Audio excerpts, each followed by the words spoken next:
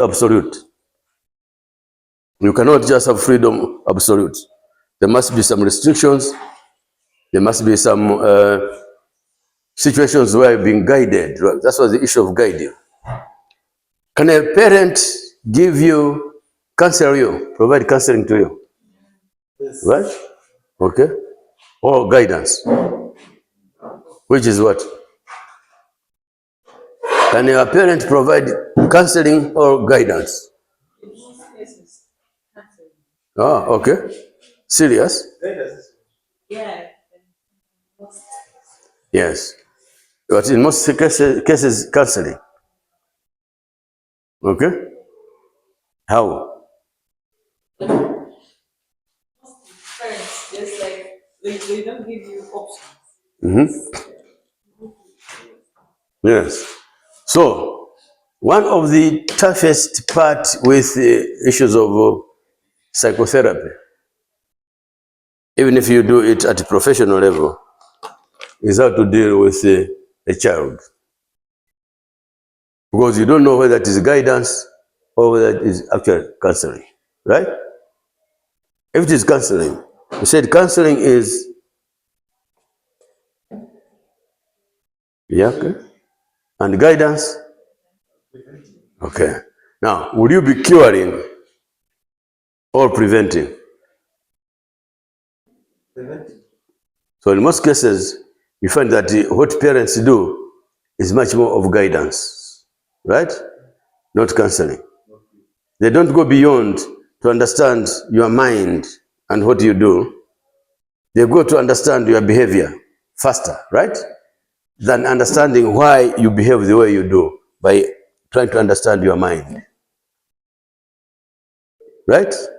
Guidance is giving direction. Prescriptions, right? I don't want you this, I want you to do this, you do that. That's not counseling, that's guidance. But the counseling would require you bring down the child and starting to look at the basics. And you discover that the basics will start with you as a parent. Right? Because the character, the behavior of a child, 90% will be what you are. Right? We talked of a small boy who wants to become a god. No, that one there, can the father say, I am Sazakari God? Chito yoipa kwa mbili. You say, nangaba ine mugugwira. How are you going to aside? Right? But you can guide. Yeah, and Chito yende chonchi komota chanzaku zakari zaku, something like that, right? And it works like that. Very, very easy. This is how you do, look at that. But it so depends on how you understand what you want to do. But basically, technically, you need to look at those issues around. And imagine sitting your child for 2 hours or 4 hours every week for 16 weeks, talking about one thing, akutawira munyumba. Seriously. Same thing, you start one by one, don't you? You do one by one for 4, 5, 6, 7, 10 weeks, 4 hours every week. Akutawira. Steni yovuta kwa mbili mene. Jani, all sorts of things. You get a lot of names around, you know. So, guidance is the best. Ino taunga. Zoenda siku ndizoipa kwa mbili. Zokumaliza kutiza.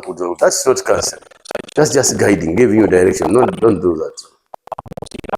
Ino taunga. Zochiacha kutimwa kutuzali pela sukuru. Mwauna mzaku ya nampasa mimba. Uwesu zatenga yako. That is warning you and that is guidance. Something like that, you know. So, yes, you are guiding. Just guiding. You see? All right. So the adult ego gives us the responses. Excuse please, can we pay attention? The adult ego state will give you your responses and also tries to give you the actual reality. In other words, that's why you're an adult. You have to really understand, look at the world from realism, something which is real and can give you evidence of what you can accrue out of that type of interaction as an adult. So this is how it would be. And also, you have to look at how you interpret the world. That's very, very important issue. It's not just about life, whatever it is, but life and the interpretation that comes along with your understanding of what the world is all about. There is something that we call some types of emotions that may come out from that type of interpretation that we have. And that also can influence our own behavior, for example. Do you think certain behaviors in adults are a reflection of how they grew up? Yeah. In most cases. All right. Eric, let's give an example of somebody, all of us, I'm sure all of us maybe have grown up in poverty. But poverty comes in different degrees and scales. Absolute, whatever it is, relative, and all sorts of things. Do these things affect our adult view of life and also our behaviors? How would that? How would that be?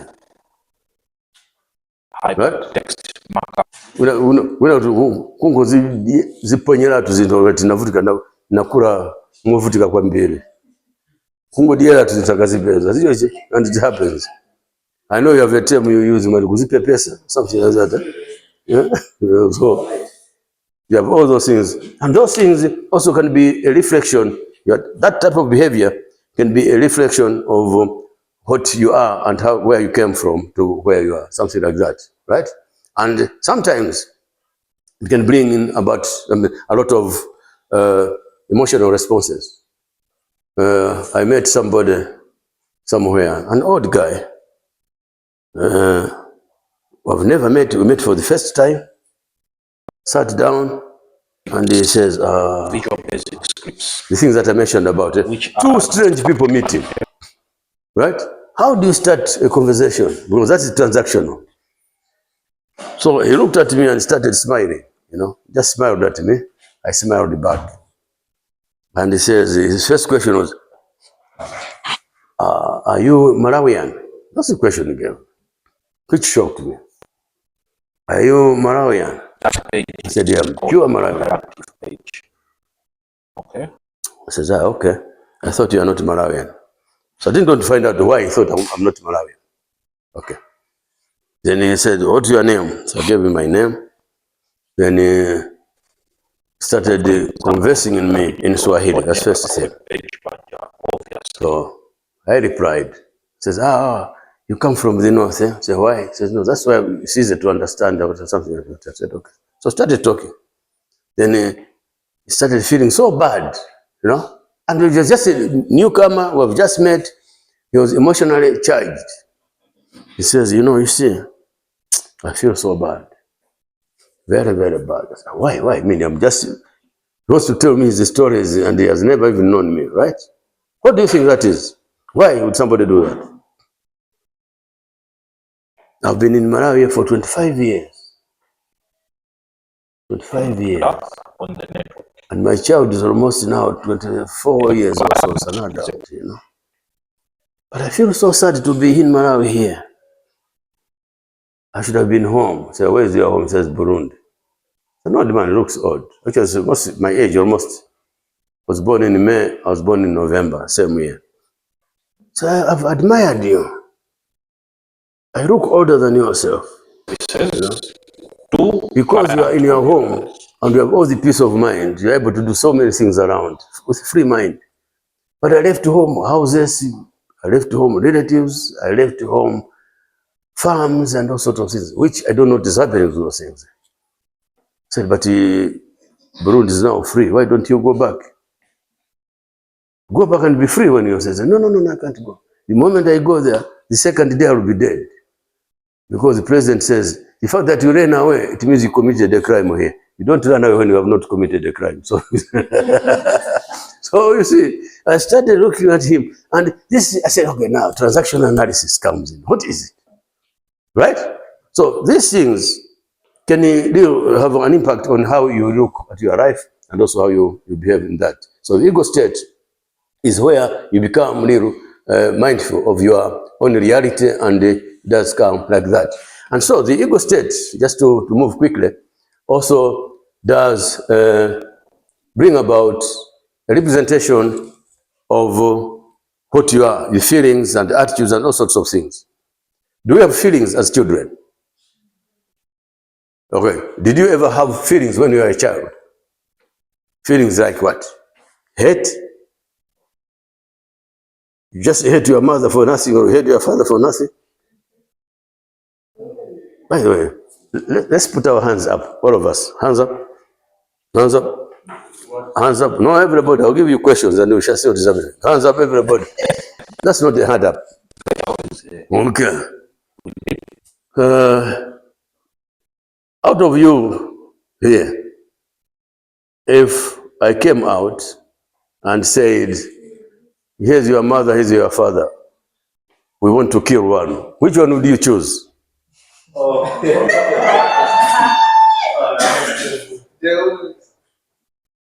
Yeah? Which one? Chimai chitapita. Eh?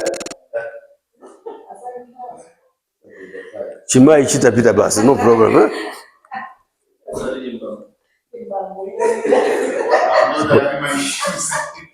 Huh? So you have all failed. Huh?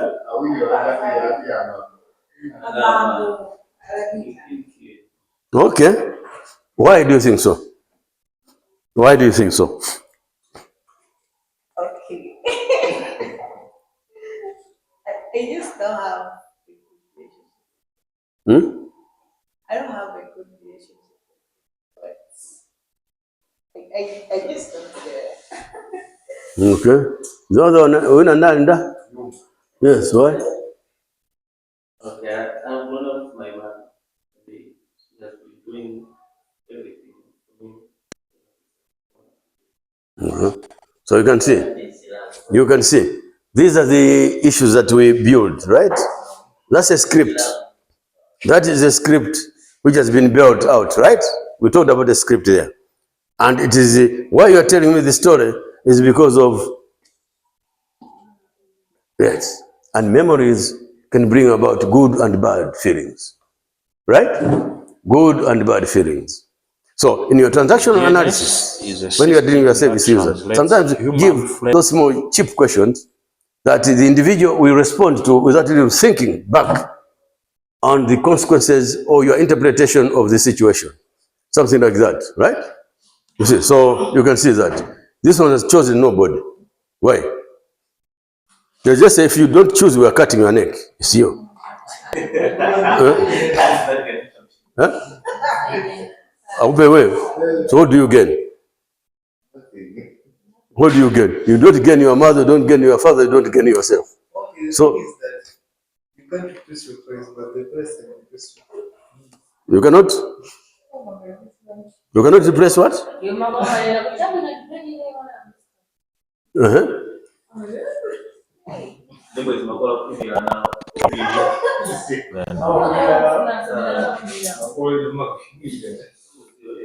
Okay.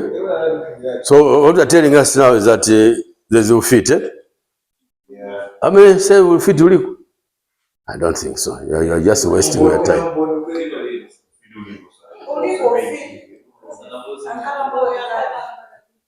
Those are the issues. Please, as social workers, we need to base our arguments on evidence, right? You can't prove it. Yes?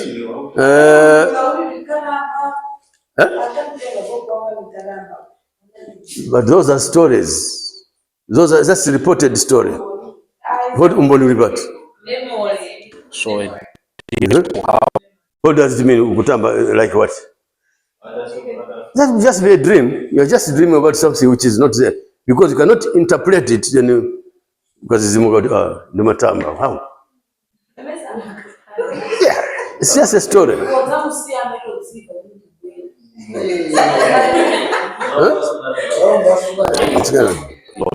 Okay, so you can see all these things here. They are mind issues, right? And the beliefs that we have, right? Of course, I mean, if you can prove it. You know?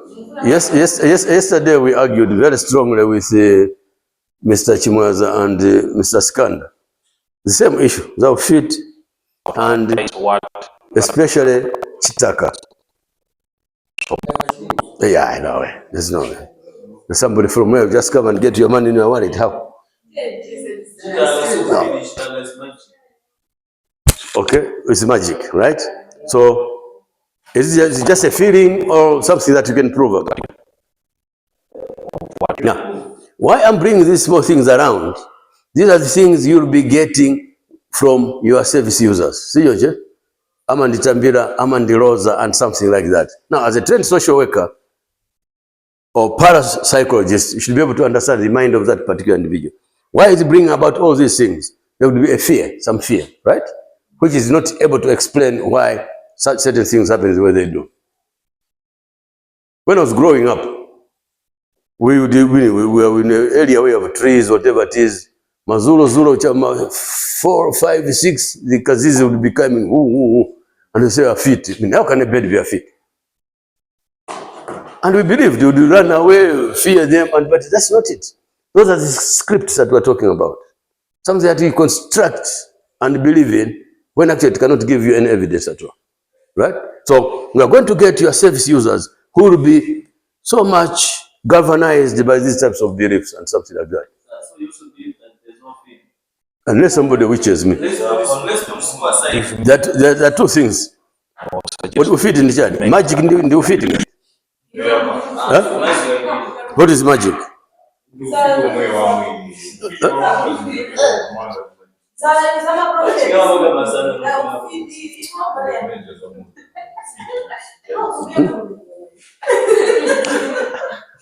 What do you mean? Yeah, if you do anything of it, which means you don't feed. What? You mean God is using the feet? So that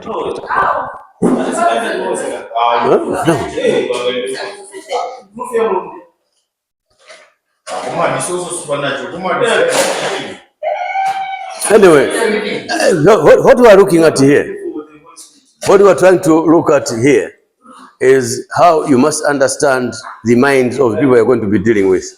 Some of the people you're going to be dealing with would have been fixated in the manner that you are. That anything supernatural, they will fit or channel or something like that. It may not be the issue. Si George? Basi ndabeleka mwana sana beleke wapitilira kundiroza. It may not be true. Care practices at that stage, what is happening? No? Then you can get scientific explanation why. Something like that. See? So these are beliefs, and anyway, it depends on how you look at this. Let's not waste our time on fit ulipo paribe. But these are constructs, the mind constructs. It's very, very easy, right? I can go and put on zimikanda, zimichana, and say you're just coming here, and you run out, right? You run away. You run away, and how to play with people's minds, just people's minds, right? So in a transactional analysis is how you deal with the mind of that particular individual. I can give you an example. An example is one gentleman came home and bought my car, a Pajero. Now, he had to get my toba, I had a toba, nice beautiful toba, which he got, using to tow that car to his place. And it took 2, 3, 4 months. Anyway, bring my toba. Never. That's the guy. And you go to his place in town, he's not there. At Mozambique, Alikuti. Do the message, he's not responding. Do this, nothing. I said, this guy, I think I should play him a game. Which I did, and it worked very well. Right? I said, okay, I think now, because you cannot bring my toba back, so don't worry, don't bring it. What I'm doing now is that I want you to bring that toba in Karonga. I'm moving to Karonga. I've moved to Karonga. Toba was able to Karonga work. And they stopped there. The following morning, I found him with a toba back. Yes. So, in his own mind, How he interpreted that message, I don't know. See, hey, how Karonga, hey, see, which is not there. So it's a mind issue. And when you are dealing with service users, just look at those things. There'll be quite a lot of mind issues which you need to look at. And in a child ego, we have two sections, two parts of the child state ego: the natural child and the adaptive child ego. The natural child ego is that one which brings in creativity in the child, that brings in the imagination, that tries to show and manifest emotions, and also something that brings about issues of exploration, as I just mentioned on, and also the issue of seeking knowledge. So the issues of cognition and all sorts of things become part of the natural child ego. Every young child would want to explore, would want to learn, would be curious, right? But also need to address the issues of emotions. And once those emotions are not addressed at that stage, those are the children that we have with a lot of emotional disorders, and they can create quite a lot of problems to parents, to themselves, and also to society. Those are the two types of child ego. I said the natural child state ego, or ego state rather, and also the adaptive or adapted child ego state. The adapted child ego state is the one situation where a child is able to adapt to different situations, right? Child comes in the preschool, adapt to the situation in the preschool, goes to church, becomes a Sunday school child, goes to whatever it is, and so forth, is able to adapt to. That too is part of the child ego state. Now, if a child is not able to adapt to those, what will happen? What is going to happen is that he has poor social interaction skills, right? And is going to develop quite dangerous states of mind where he may decide, not decide, but naturally become either introverted or extroverted or something like that, right? And that can affect an individual's growth processes.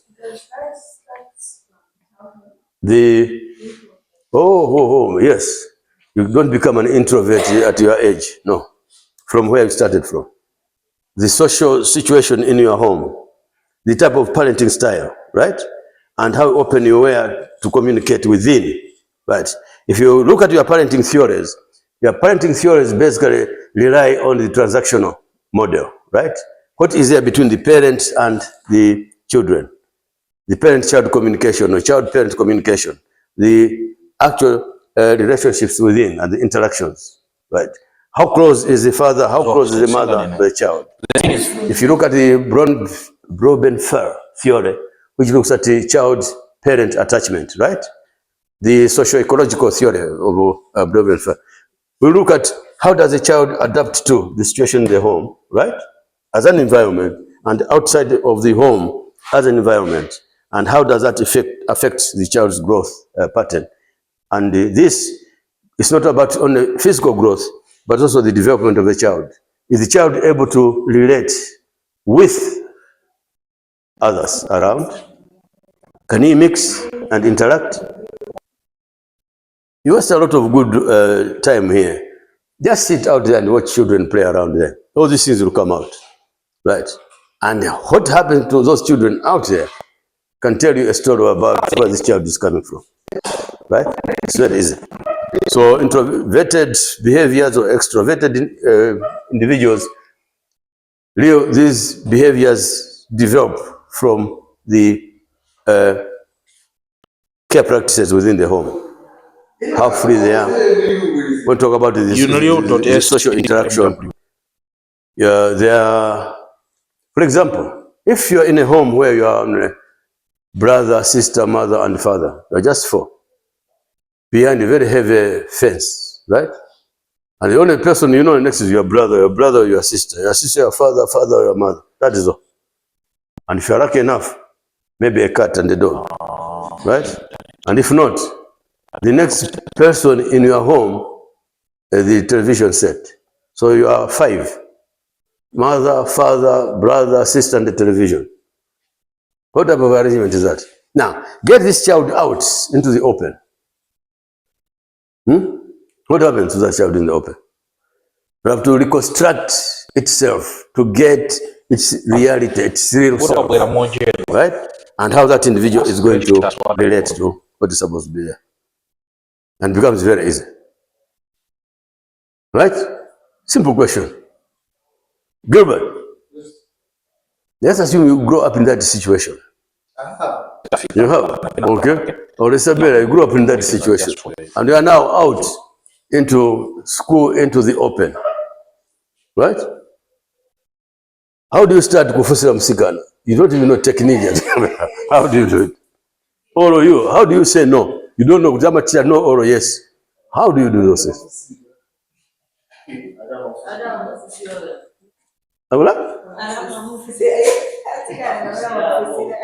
Okay. So why? It shows something is wrong somewhere.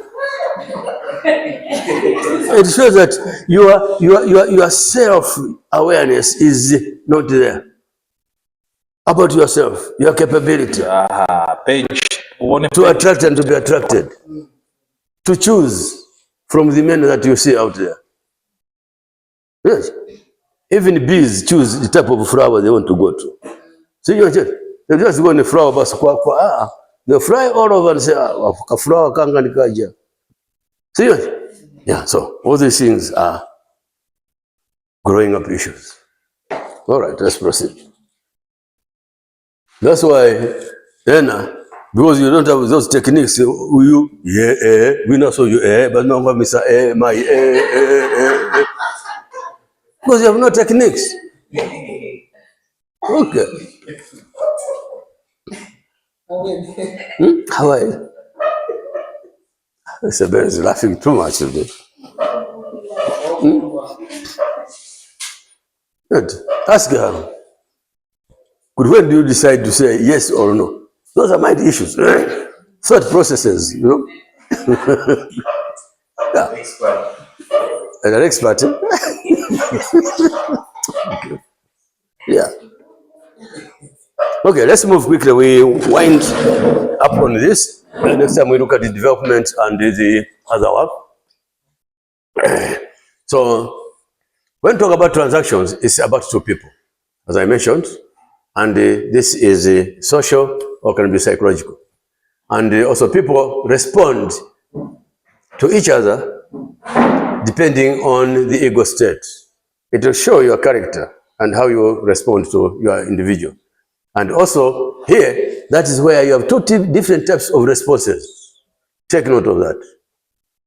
These transactions come in different forms, right? One, what we call complementary response, or we call complementary transaction. The other one we call, or is called crossed or arterial response. Arterial. I think I put it here already.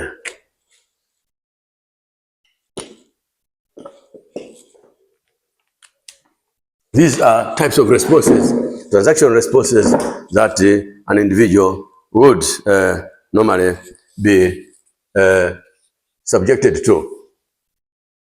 And here, let's look at what complementary transaction is.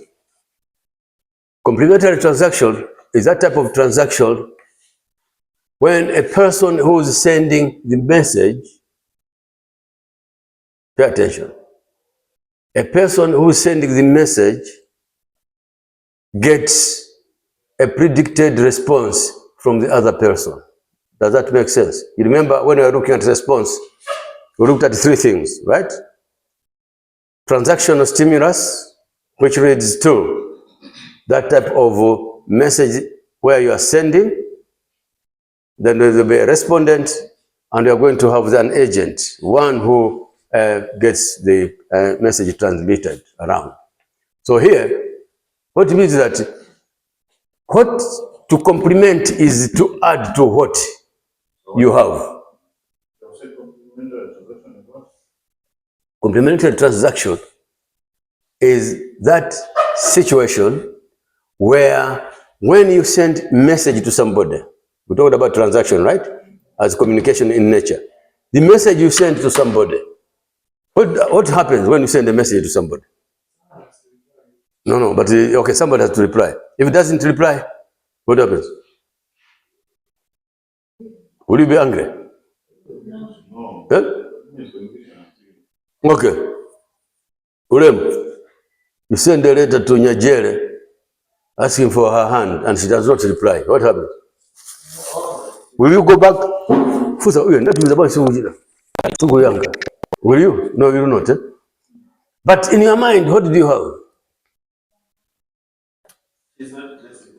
Oh, Wakana? Okay. But that she's not interested, or winner Ayankabe is a prediction.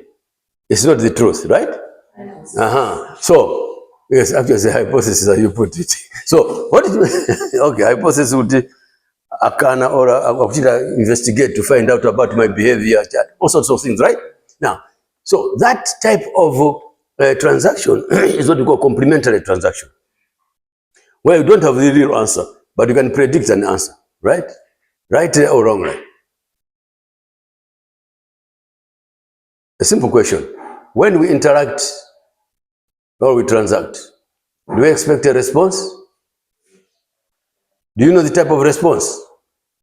Okay, that's what we call complementary transaction. You send the message, the response is unknown to you. You start thinking about so many answers, right? That you may expect.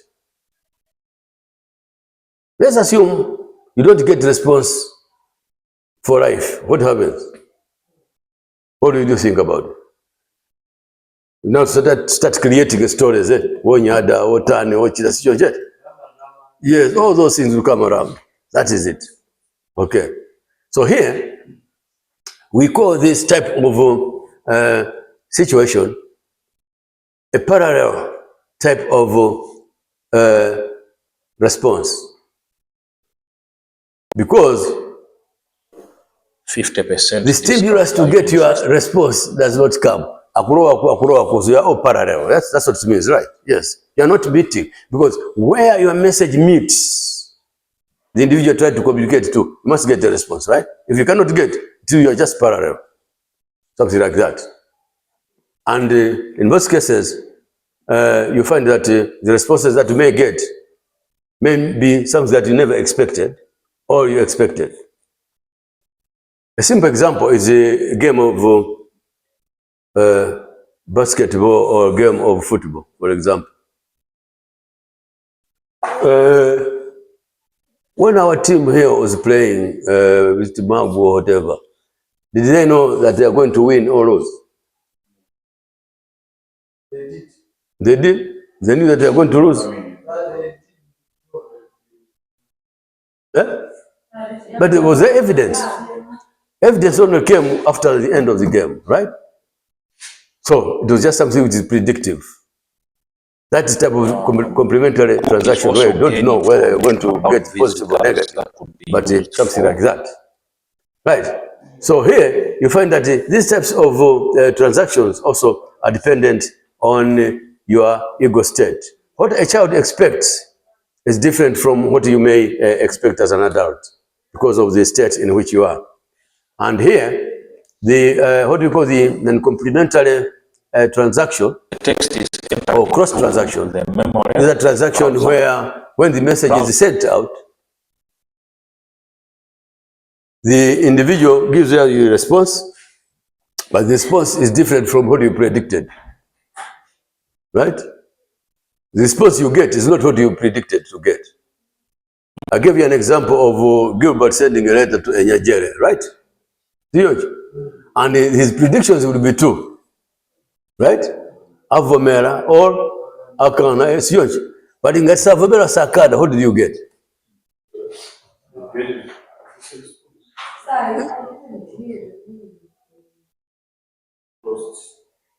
With cross response.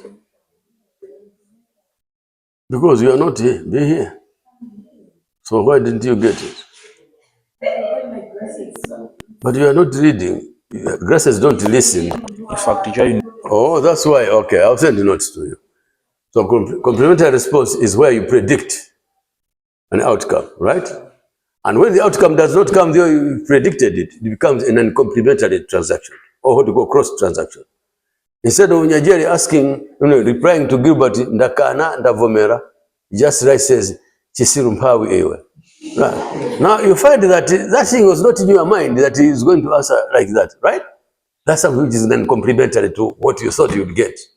Compliment is to add on, right? That's what it is. Yeah. So instead of adding happiness to you, has actually put in injury, right? Yes, that one. Yes. So that thing would happen that way. Now, the other type of transaction is what we call the arterial transaction. Arterial transaction are types of transactions which bring in double meaning. Purchase another laptop. Double meaning. You'll get double meaning. Sometimes you don't even get anything from what actually that means. Right? Nyajere writes back, ndamva. What does that mean? Angwet ndamva. What does that mean? Huh? What does that mean? No, answer. Yes, so you can see that that's not complementary to what you expected or you predicted, right? So that is what you call arterial type of transaction. Just giving you too many answers when you don't even understand. Avomera sana avomera, as avomera sana avomera. Things like that. Yeah? Oh, kadindava.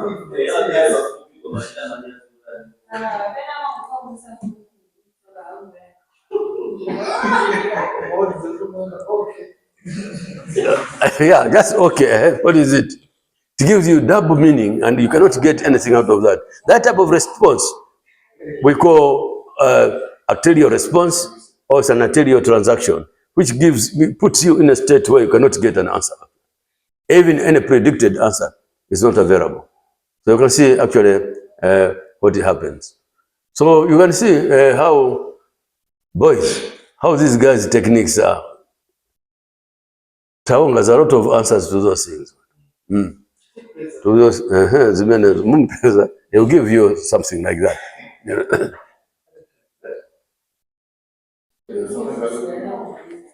Now here, pay attention. You remember when we started, I talked about the social and psychological type of messages, right? Here now, that's where the issue comes in. When you are trying to get the arterial type, two types of messaging and responses, Demographic information. what you are trying to do actually is in that type of communication, there will be a lot of hidden messages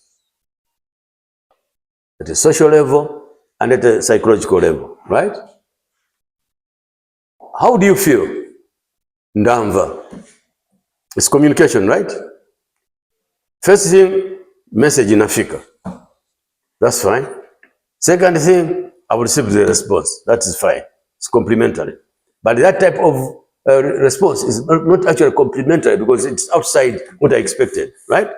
So it brings in two levels of understanding. The one we are calling arterial, something like that. Now to have a social as well as the psychological implications. And here, arterial messages or transactions your website are likely to be misinterpreted. That's why the example of Ndamva. You can misinterpret that, right? The way you did now. Akukonzekera zayanka, kapena wavomera, kapena something like that, right? You can see how complicated it is now, right? We're not even able to understand why they should be saying Ndamva, Dizatan, and things like that. It becomes quite interesting. So here, the two types of communications you would get through the arterial type are one, the social message. The social message is the type of message that is exactly what we say. That's what we say. Ndakana, ndavomera, choka, chisiru. That's the social message. You're just communicating at that level. Number two, the psychological message is a representation of exactly what we mean. The social message, what do you say? That is it. The can and the vomera, whatever it is, and something like that. It's very clear. It's not giving you any ambiguity at all. And when you come on to look at the psychological type of message, the psychological message will tell you exactly what that individual means. Right? Chisilo, Pawe, Ndani. That one means that it's not cheating. It's true, it is what it is. Right? So here, this is how you understand the arterial type of transactions, and also how you can interpret those. Okay. Let's look at something very, very quickly here. Eric Bell looked at transactional analysis. Yes. The psychological type of messaging represents what you actually mean. What you say is what you mean. It has come from your mind, right? It's typical of what you mean. You cannot cheat, right? If Boston says Mr. Krembe was stupid, right? To me, that would be just what he has said. But that is this still coming from deep down himself? If so, am I getting any interpretation out of that? Return to the site to have. This is room, yeah, can I go with sorry? That's why we were here.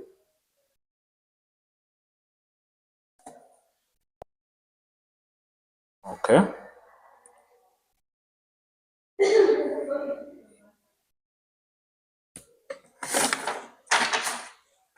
Yeah, so what we mean is much more psychological, because why do you think when talk about psychological message is 7 minutes. what we mean? Very simple. Isabel, you can even answer this one quicker. What do you think it is? Huh? Why is it psychological? Huh? Yes, it comes from your mind, and also it's a decision that you have processed. You understand that one? Psychological message would be a message that is coming straight away from your awareness.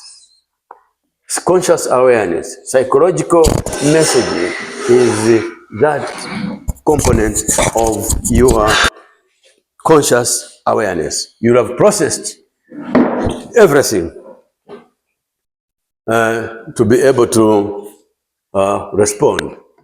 So that's why in an exam, it's a transactional issue, right? We are communicating. I'm sending a message to you. You're communicating back, right? Is it a social type of communication or psychological? Yes, it's psychological. Because you are giving me your understanding as it means. What you mean, what you tell me is actually what you understand, and that's what it means. Right? So, Boston says, Mr. Krembe, you are stupid. I'll think twice. Do I have to be angry with that? Is it really social? Is it really what he means? Right? It will just be sarcasm, right? Something like that. That's why it is easy to tell how you can behave towards somebody else. You can't just find somebody you don't even know you're very stupid, right? You'll be in a real big trouble. But somebody who you are used to, is just a simple thing, you just laugh, something like that, right? So this is how you would understand. And here we have, let's look at something to wind up with. One thing that Eric Ben, we're winding on this one, not coming back to this one here. No, Eric Ben looks at the transactional analysis as a game. It's just a game. What do you expect, what you don't expect, and something like that, right? That's sort of like playing games. And when you're playing games, there's a lot of prediction. Arsenal playing Man City becomes a very difficult game to predict sometimes, right? It's just a game, but anything can happen in a game, right? Chitipa United playing Arsenal, it can knock Arsenal win a 9-0 because you don't. No, why are you laughing? It's possible. That's what is a game.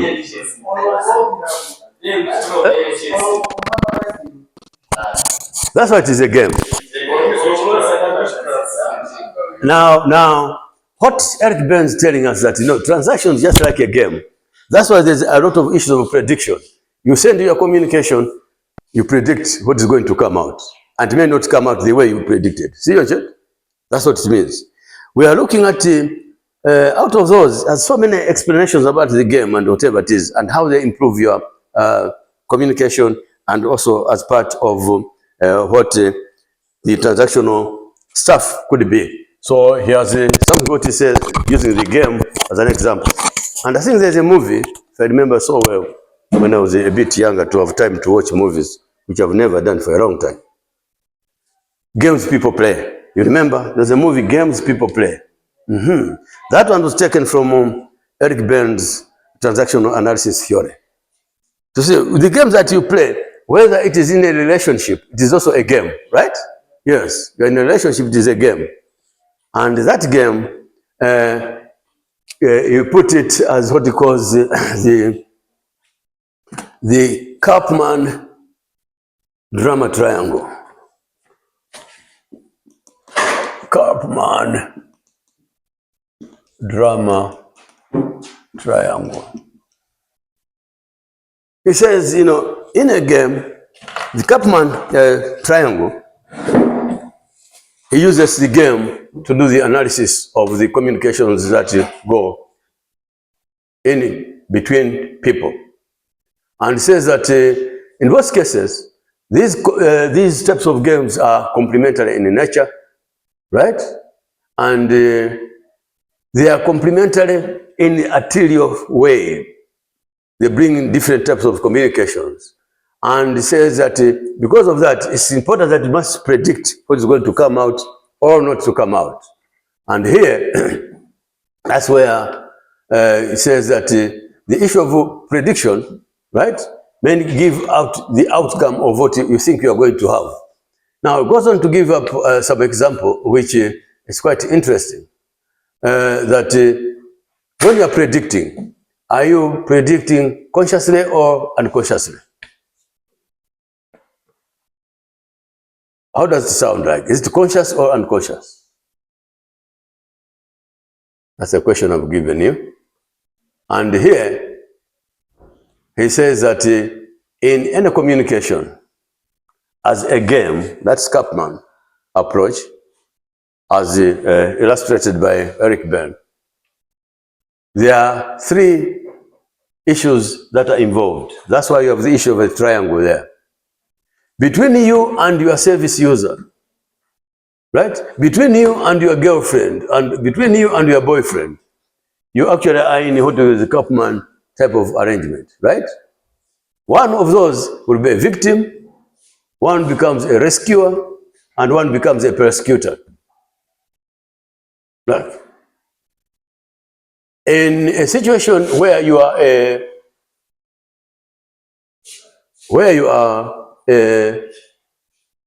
victim, you are helpless. That's what it means. And the service user in most cases is a helpless individual before somebody who's a rescuer. So a rescuer is somebody who's given that opportunity to support. So you find that you'll be working with your service user in this context, that triangle. There's a victim who's your service user. There's you you're going to rescue that individual. And also you are the persecutor at the same time, because you are going to impose views on your service user. This is how he looks at it. So him looks at the relationship in this triangle as something like that. So you are your persecutor. That's what it means. You have a victim here, and you have a rescuer here. That's what it is. So this is your service user. That's what it is. So the Kaplan triangle looks like that. And the transaction analysis, you have your service user around here. Now find yourself that you as a service provider, you are here and you are here. Your service user is just a victim. Right. So a service user becomes a victim, and you are not trying to do everything. You are trying to help him, rescue him from the problems, and also you are becoming the persecutor. Persecute is a sort of like to punish, right? You start now giving directions. You are going to do this, you will do that, you're going to do this, you're going to do that, and something like that. So the Kaplan drama triangle is a game type of a transactional analysis illustration that makes it so clear for you to really understand what actually happens. This is how we are going to wind up. And we are looking at what you go now, script analysis. So you can see that in the transactional analysis, you can use a lot of things. You can use games. One of the examples, the easiest is this one. This one to take you into more details. But also you have what we call the script analysis. Script analysis is the way you as an individual uncover. In a script analysis, as an individual, you try to uncover your early pre-created views of life, right? And those things build a pattern for your future life. That's what it is. So a script is something that when you grow up, you uncover what you heard about life, the views about life, and things like those. And here, it's about the actions and the reactions that come out of that. And the script gives to us the unconscious part of our awareness, right?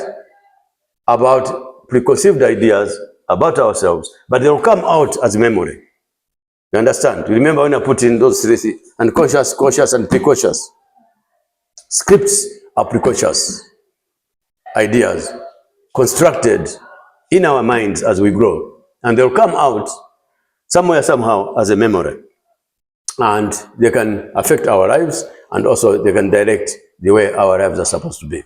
But in most cases, they are pre-conscious. So scripts are pre-conscious.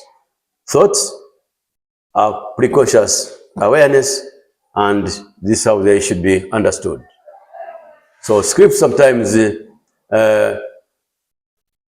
could be predetermined in your life, something that you really predetermine. But sometimes it is important now. Why you must understand the script as a social worker is how you can bring about those two issues that are brought around. Change and growth. Change and growth. How do you bring about change, right, in an individual? And how do you bring about change in an individual who is fixated within that script context, something like that. So this is how you would be looking at that. So why change using transactional analysis is to bring an individual's consciousness to his awareness. Simple, right? Why change? How can you apply transactional analysis to create change in an individual? Question ya kwani na pamoja so imene hiyo. And you'll dance around. What?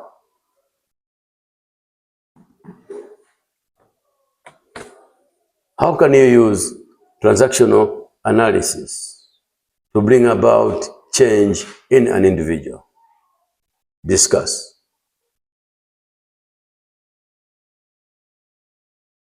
Transactional analysis as a change agent is how you transform the unconscious into the conscious. That is all simple. The unaware to the awareness. There's all those things around, put them together like that.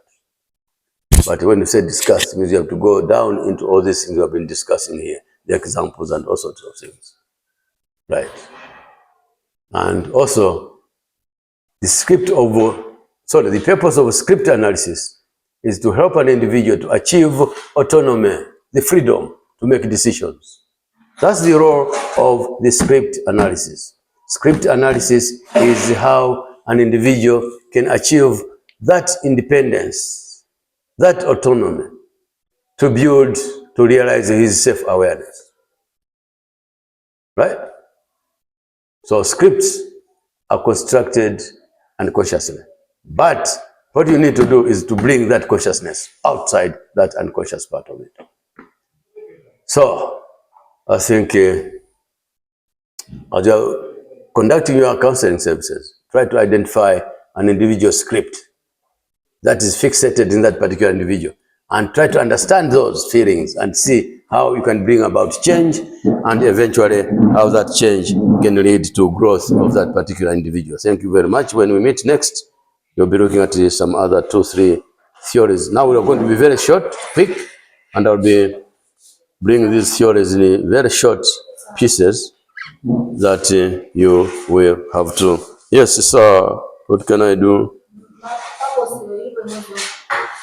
Mapili mbili yana takasakana. Tukupase wose. Ndio suka werenge.